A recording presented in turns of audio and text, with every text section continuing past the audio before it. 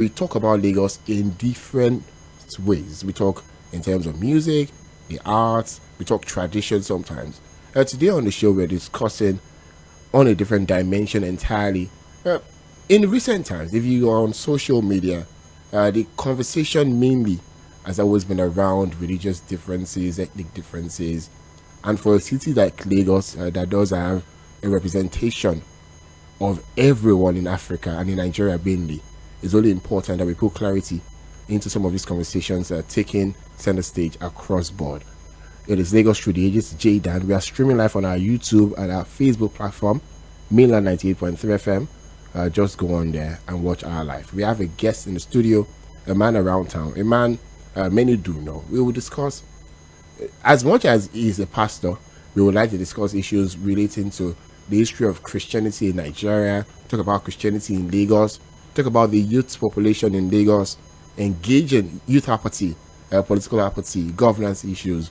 We also discuss how to ensure that the city Lagos does have that seemingly rest that it does have in terms of religious differences and what is causing chaos in some other parts of Nigeria. On the show today, we have Pastor Yemi Davids. He's, beyond being the pastor of the Global Impact Church, he's also the chairman of the Pentecostal Fellowship of Nigeria, Lagos chapter.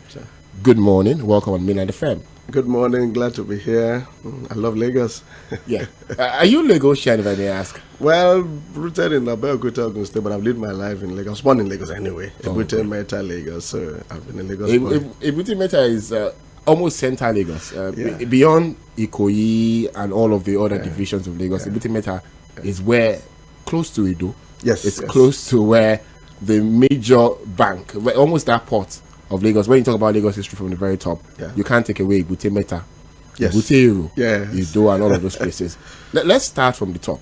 Lagos in itself is multifaceted. It's a city that is, you can't point out to say this is the religion that has the most people, and it's also rooted in the history of this particular country that Christianity started almost from here. Go to the CMS Grammar School.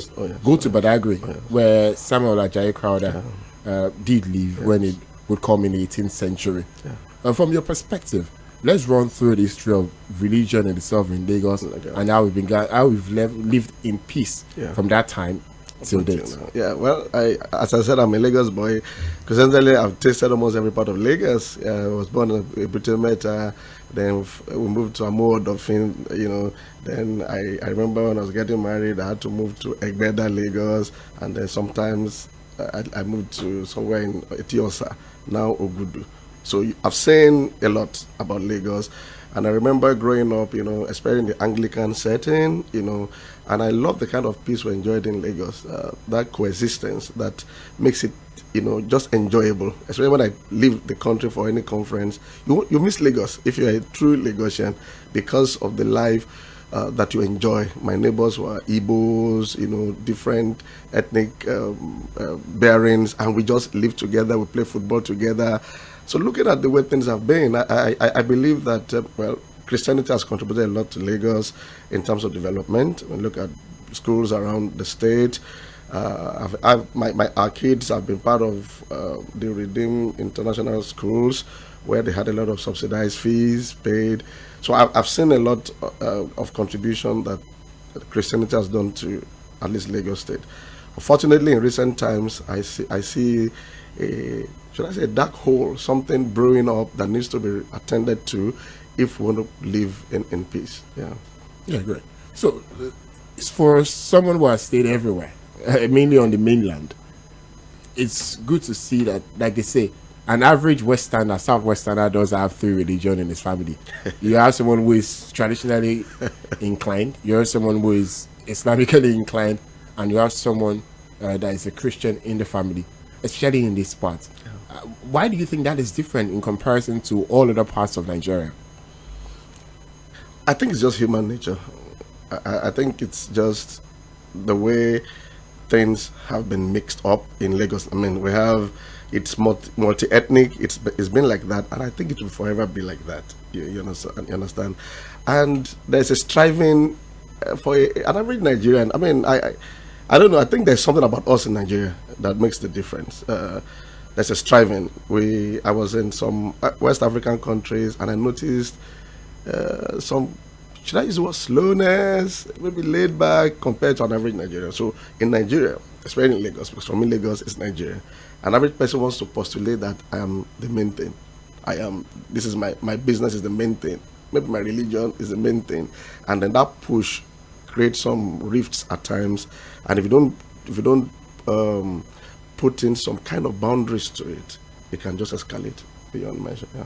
We have Pastor Yemi Davids in our studios of Mainland 98.3 FM, the sound of Lagos. And we are discussing on Lagos through the ages, the show specially designed to inform the listener history, culture, tradition of Lagos State and its people. We also break it down by introducing a different form of conversation entirely from what we're used to on the radio show.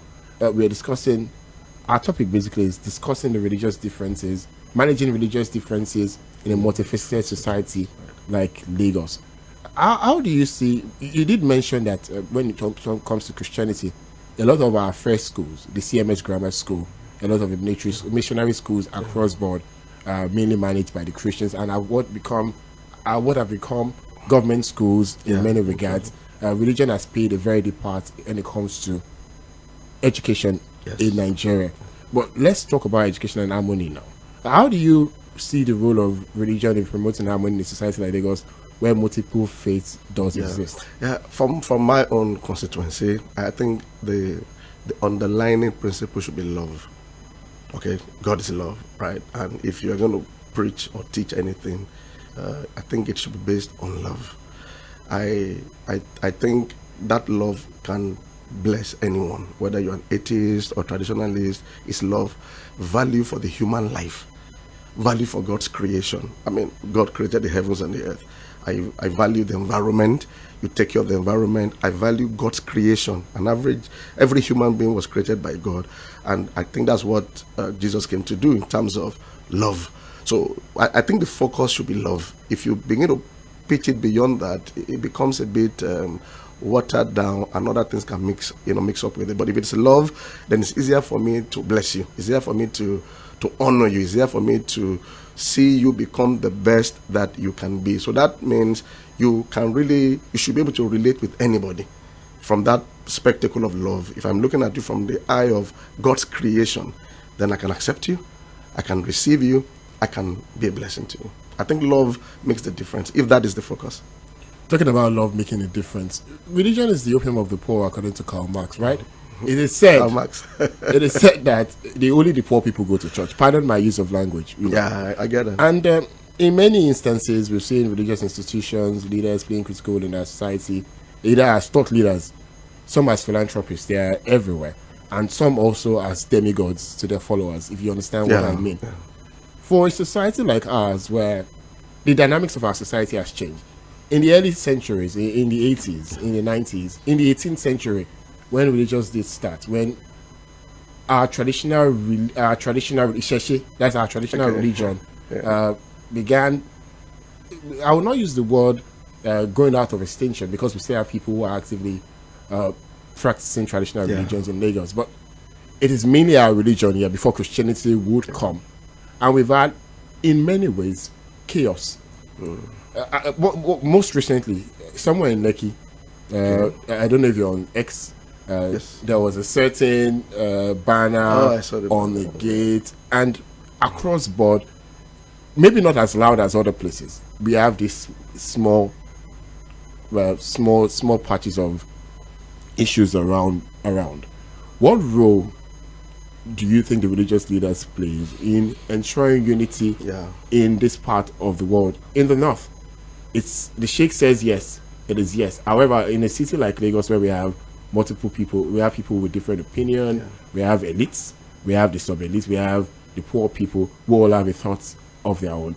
What role do religious leaders play in this regard? Well, starting from only poor people go to church or more people go to church, I don't really agree with that in that sense. Yeah, we'll break that conversation down, you know. Because I mean, I also lived in Lekki for some years, Lekki Phase 1, and I'd say a lot of upscale people go to church. Okay, it just depends on the kind of congregation maybe you attend or the kind of denomination you choose to attend. But I mean, I'm saying that because everyone wants to associate with one faith or the other, one way or the other.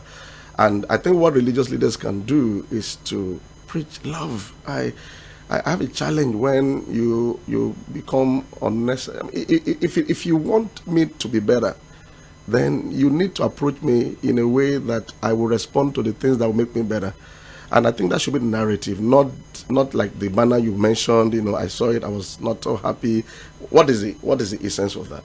For instance, we have some governance issues in Africa, maybe in Nigeria, okay? I think in Nigeria too. And I think sometimes politics is being used to create some divisions amongst. I think so, because everybody loves development.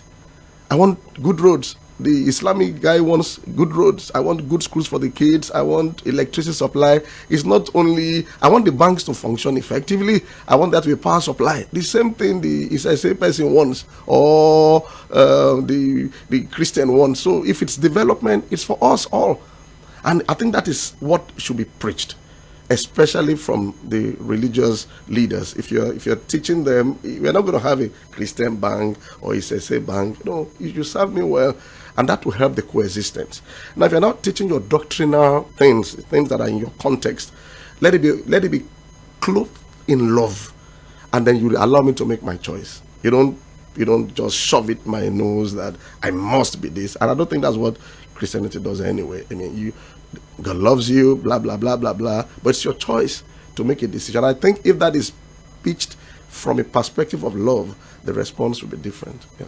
It is Mainland 98.3 FM, Lagos Through the Ages. It's the show. My name is Jaydan. There's Pastor Yemi Davids in our studios. Is chairman, PFN Lagos chapter. Is also the pastor, right? Yeah. Of Global Impact Church. We're discussing everything in respect to religion, religious differences, managing a society like Lagos. Talking about the youth population, still sticking with the top. Yeah.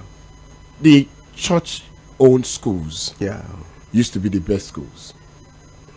CMS Grammar School, for example, St. Greg's, all of these federal schools, like you call it, the unit schools, like you call them now. And at the time, the missionary schools were returned back to the government. Yeah. That's a different case entirely. Yeah. But private, we also have Pentecostal churches now. Yeah. It never used to be. It used to be just the regular old churches, the Orthodox churches. Now we have Pentecostal churches around us.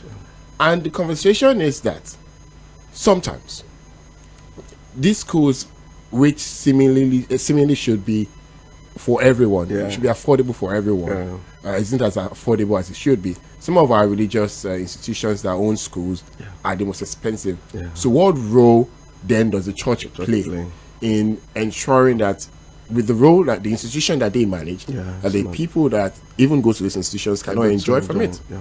That's very good. I think there's a deficiency in the Pentecostal body, which we're also trying to address. It's communication, adequate communication. For instance, I'm privy to some of the schools. Let's use Covenant University as an example. If you want to run a university at that level, right, it's very expensive. Extremely expensive. I'm privy to some numbers, how the church itself has to subsidize heavily every month. It's a whole lot to keep it running at that level. If you want it to be a mediocre one, fine, but at that level where they've chosen in terms of their vision, the subsidizing is a lot.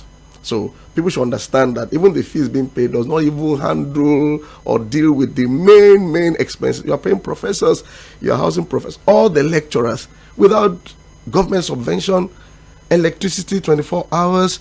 It's a lot. And most of us see, those who own businesses can tell you what they grapple with in terms of running expense. And you're running an institution of that level. Now, that school was voted as number one, I think, in Nigeria. For it to be number one, then you can imagine the kind of funds or funding. The other thing is scholarships. Most of those churches, they put a lot of their members on scholarship, but we don't have to, they don't communicate that enough. That's how I said we need to do more communicating.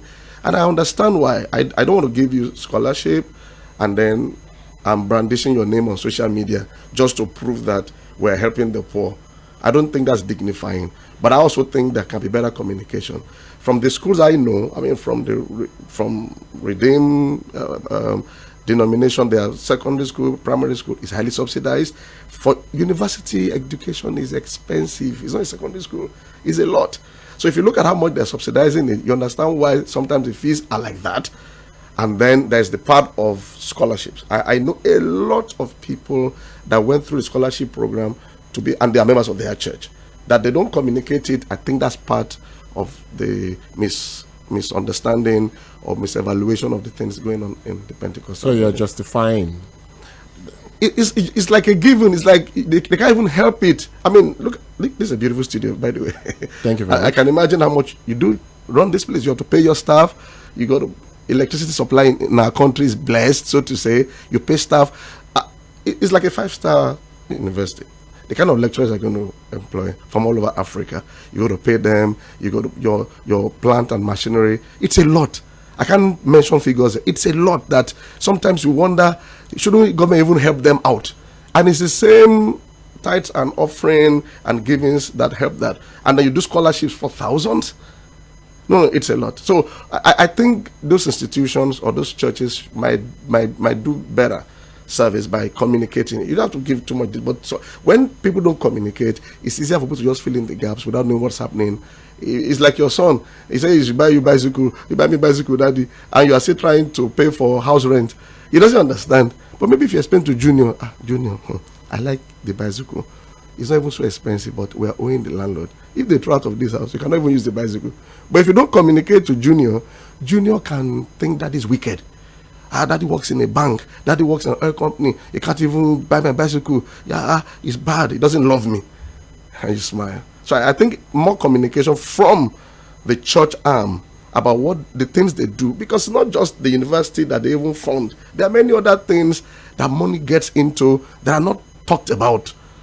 Like the scenario we have in our country today, unfortunately, we had escalation of dollars and businesses had to kind of struggle. People find it hard to feed. In our own church, if I mention figures that we are spending every week to help people, I cannot come and carry Yalagbaja on the TV or these 25 families. What is the essence of that? But that is not being said doesn't mean it's not being done. So you just look at it from the outside. Oh, they have money. They have money. They are doing a lot. In fact, we have to be saying many no's because we can't feed everybody. But the bit we can do, we are doing it, and it's a lot. And like I tell our folks in our church, there's a part of the giving and there's a part of dignity. If I'm going to give you food for your family, it should be with dignity. People shouldn't see your face, even in our church bulletin, that we gave this family food. I don't need that. Because if I give you food and damage your dignity, I've done you a disservice. So I think communication would help to help people see better. Maybe government should even help them more safe. Talking about hunger, which you hinged most of your points on. Yeah. I, for one, believe that a lot of the properties that should serve as factories, as place of work for people, are being converted to church. And the conversation around town is that we have more churches than workplaces. For example, in the United Kingdom, our friends who have relocated to the UK, in Nigeria, they were avid church goers. They were in church every Sunday. Yeah. But if you're going to Peter Obi, for example, we had a conversation around Nigerians spending more time during vigil than being productive. I know friends that have gone abroad for the last 2-3 years. They've not been to a church. Most of them still connect to maybe their churches in Nigeria online. And the conversation around the society that pays a lot of attention to religion do not thrive. However, I have thoughts that I will not say on radio on why I think sometimes maybe if we have more functional, if the society was more functional, do you think religion will take a backstage? I beg to differ. Well, it's a balance. I feel a lot of pain when people put on the church the errors of government, the deficiencies of government. If there are factories, who stops factories from running? Is it that the church said, don't build factories, want to use your building? In fact, we should appreciate the church for taking the empty warehouses. People are earning, and there are many of those warehouses that also double as event centers and things like that. Is it the church that would help the manufacturing industry of the country? Is it the church that will help the dollar rate? Is it the church that will provide employment for the teeming youth? So it's like they use the church as a scapegoat. Government has failed in many areas. We're praying for them. We try to do some consulting with them. But let's face the real thing. if there are no spaces for churches to use for their services, they'll get another place. I go to Accra, Ikeja, all those places. Go and see empty factories. They left the country. Is it the church's fault? Come on. Roads are not in good shape. Power supply, is it the church's fault? But sometimes, because maybe people are afraid to speak truth to power, they just look for a scapegoat. When Peter Obi was talking about night vigil and everything, if I have a job to do in the night, like night shift, like they have in the West, would I go for a night vigil? Then what's your business with what I do with my evenings? If I'm supposed to be in your studio in the evening and I go to night vigil, you can fire me now. So I don't understand that there are night vigils. If I have a job to do, like when I go out, like you mentioned, the United Kingdom, for instance, people have jobs in the evening. So if you have a job in the evening, maybe you go to church in the morning and go to work in the evening, fine. But you can't say because I go to night vigil, I'm now stopping productivity. Do you know what I was doing during the day? Then my time is my time. So I think there has to be some clarity between the role of governance, okay, the deficiencies of governance in our country and what religious organizations are doing. I mean, I even see churches in Oworo area. I see Islamic guys, you understand, feeding people. We are doing a lot. It's not really our job. We help the poor, but that's not the primary assignment of the church. They are all added responsibilities. But now it looks like everybody is saying anything that's wrong with the country is the church. Come on. If we're going to speak to governance, let's speak truth to power. I agree that we might have taken it beyond, like the night vigil now. How many churches in Lagos do night vigil every Friday, like Peter was saying? It's every Friday. The ones I know, 95%, maybe once in a month. Is that too much? And there are people that go to club every day. I know guys that go to club every day, Monday to Friday. And they get there around maybe 7 p.m. and leave by 4 a.m. every day. So are they affecting the productivity of Nigeria? Now, because somebody now goes to a vigil once in a month, is a problem with productivity. And I think that's not the best way to say. But for a city that Lagos that seemingly thrives, a city that is functional, then how do you manage the young people who want to be religious and also want to be functional? How do you mean functional? Functional, like, okay, religious and also have work to do.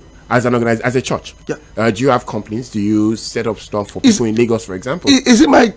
I know some churches that have. We are doing. I'm not saying we're not doing, but that some people are doing doesn't mean that's their. Look at the population of Lagos, for instance. How many will you help? We have what we call expressions. You understand, where people are helped with employment. We have schools, crèche, secondary school, those kind of stuff. But the need is vast. The best we are doing is even training people in terms of entrepreneurial skills. You understand how to start your business. A lot of churches do that. In fact, the church in Nigeria is doing that more than what the government is doing, training people. We do that again and again. We have what we call a career fair. We have job fair, where we call companies that are looking for, our guys will look for companies looking for what they call it, they have space vacancies, and then we call those who are trusting God for a job. Come, blah blah blah blah, meet together, right? And then if it fits, fine. We have career fair. A lot of those things take place, and I think many of us see it on social media. Jaydan. Yeah, correct. The church is doing a lot, and I would have loved a balanced approach to what people say. While you celebrate some things they are doing, then you can also, talk about some areas that you feel, unhappy about. But to now make it look like, what is the church doing? We are doing a lot. Last November, we had a business conference in our church. We had to give out literal millions to people, surprise gifts to help top your job, capital. What else can we do? We train people, and I know many. If I start listing here now as PFN chairman of Lagos, it's a lot. So I think it's just scapegoating, because they know we don't fight like that. Talking about your role as the PFN chairman of Lagos, that means you have to interface with people of other religious faiths, right? Yeah. What have you done to bring people from the Isheshe angle, from the religion? But that's the truth. Lagos is It's a society that is filled with different people. According to research, it is said. Let me even quote that for you. Yeah. We have more Muslims in Lagos. 50% of Lagos population is 50%. Christianity does have a significant 35-40%, and the Sheshi also runs around the 10% around the population. So there are some parts of Lagos that we have more Sheshi. Yeah. There are some. Go to Lagos civil servants, and you can run the numbers by yourself. Yeah. How do you interface with people of other faiths? You mentioned your church, but there are more people in the city, and you cannot. Let's start with your own position as PFN chairman Lagos, and as a man who runs a church in Lagos. Yeah. How do you interface with people of other faiths to bring them into that big umbrella of help? For instance, for clarity, right? PFN is a block under CAN. Yeah. There are 5 blocks. Okay. We have the Christian Association of Nigeria. So PFN is just one block. So that particular role actually is being done by CAN, and I think they're doing a very good job. But fine, love. We have a directorate under PFN. It's called Interfaith, Intergovernmental Directorate that liaises with such issues when they come, especially when there's a kind of conflict. You understand? Just don't want to wade in. You call the imam, you call the pastor in charge of that place, and say, "Come, this doesn't have to be like this."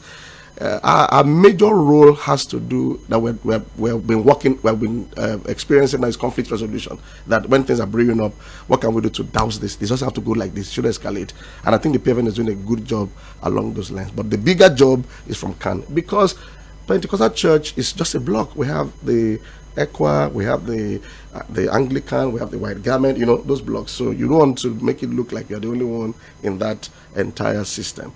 But CAN, I think, is doing a lot of work along this line. And it's Mainland 98.3 FM. We are the sound of Lagos. Lagos through the ages is the show we are discussing with Pastor Yemi Davids. It's PFN chairman Lagos, also the pastor in charge at the Global Impact Church. Yeah. We're discussing managing religious differences in a multifaceted society like Lagos, and we're also expanding our conversation beyond the usual historical background that we usually have on the show. It's always nice to break the rules sometimes, isn't it? Right. Let's talk about, because when you talk Lagos, you talk about the young people.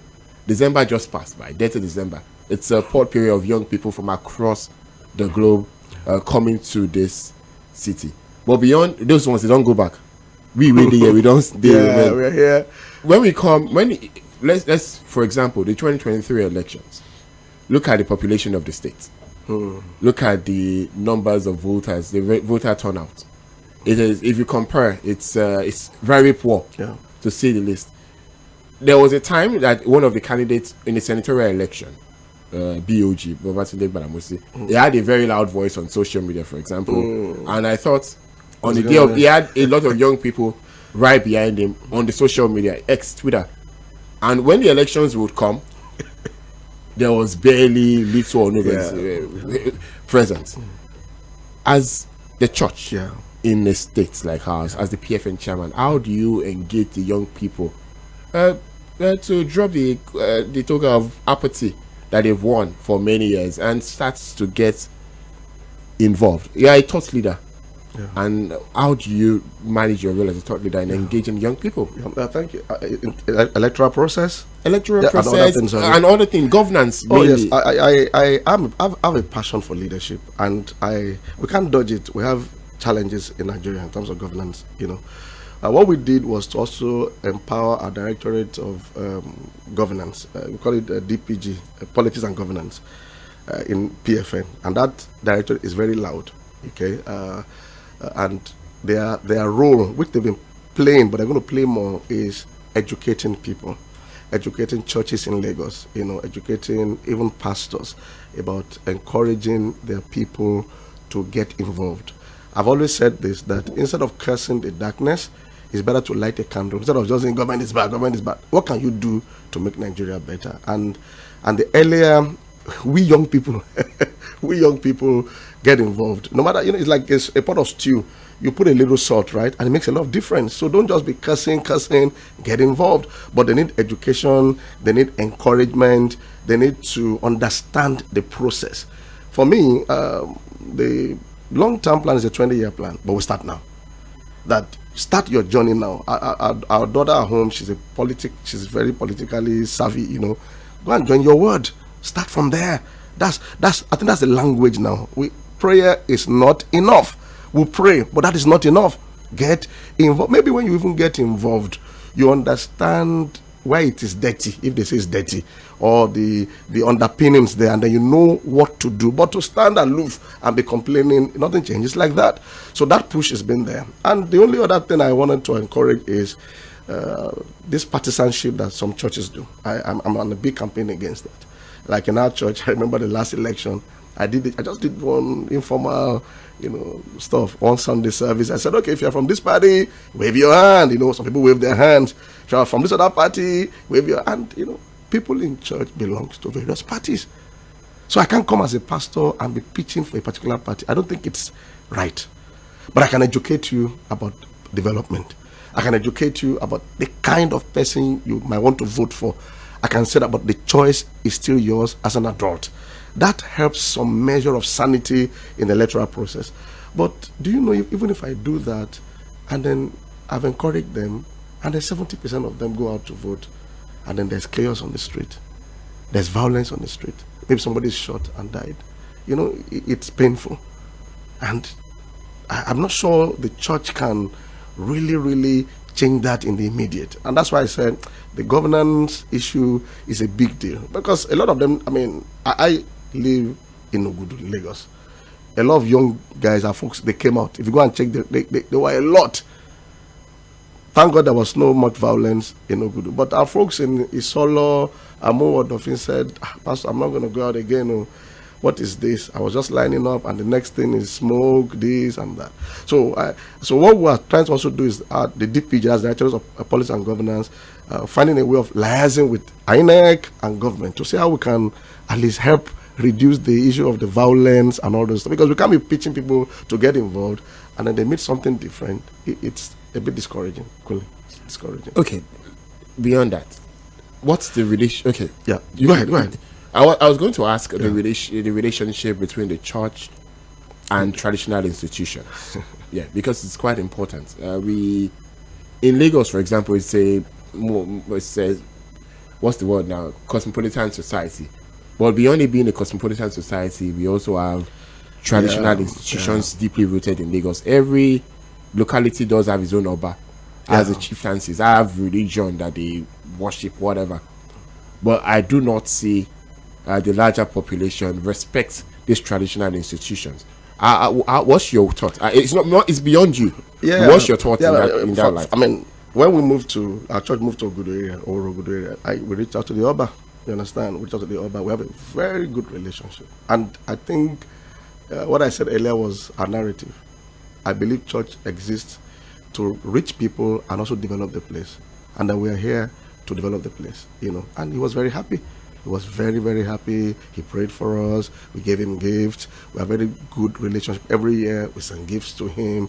And then we do a lot of community impact activities. Yeah, so that's the kind of relationship we have. And I think that's what I encourage churches to do. Let the land where you are in be happy you are there.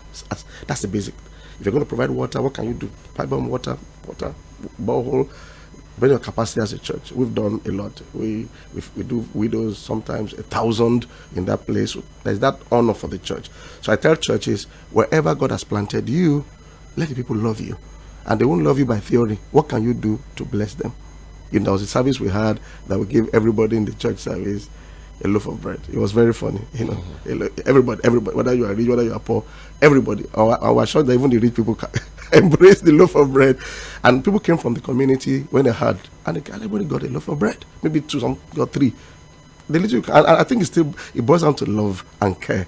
So that's what we do, and as a PFN chairman, that's what I'm encouraging. If every church in Lagos, we're the light of the world. If every church in Lagos can do one or two things as basic as help with the cleaning, or renovate a hospital. We do that, renovating some places to make it better. I think there will be that cordial relationship and acceptance. I might not want to delve into what you do. It's your choice. I respect your choice, but I don't want you to feel I'm a problem to you. I'm a blessing to you. Yeah. We're streaming live on our YouTube and our Facebook platform. You can watch it afterwards. It's Mainland 98.3 FM.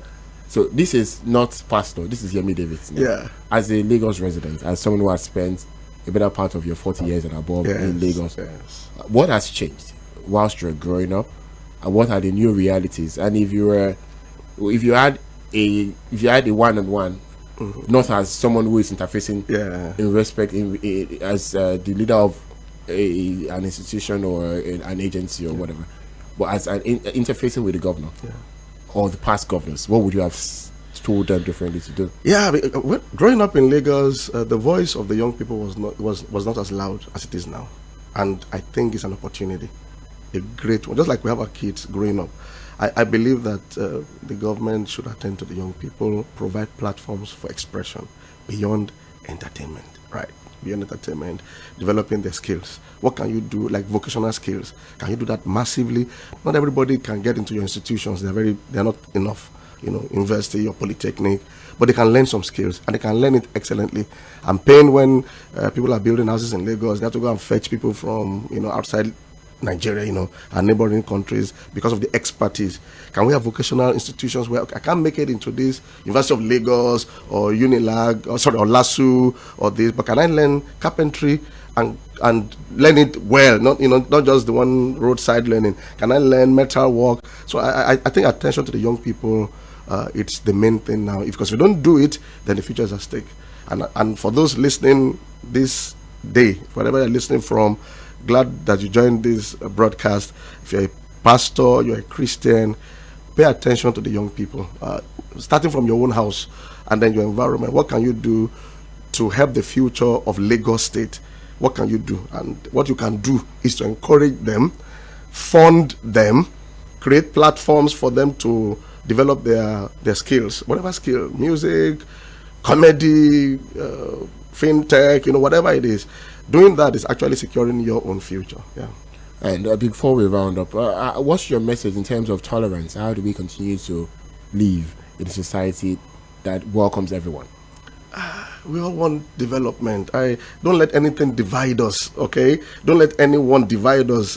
If you have electricity, adequate electricity, power supply, you have good roads and everything, then we're good to go.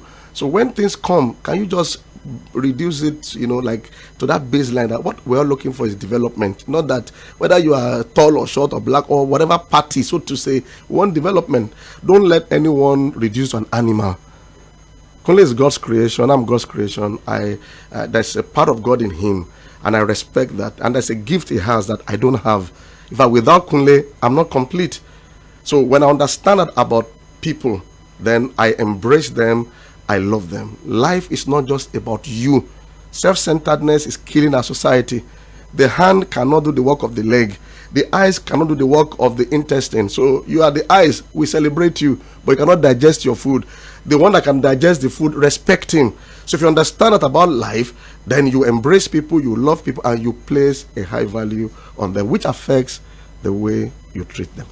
In 30 seconds, do you think the media has done bad or has done good in promoting or propagating the religious differences that we have?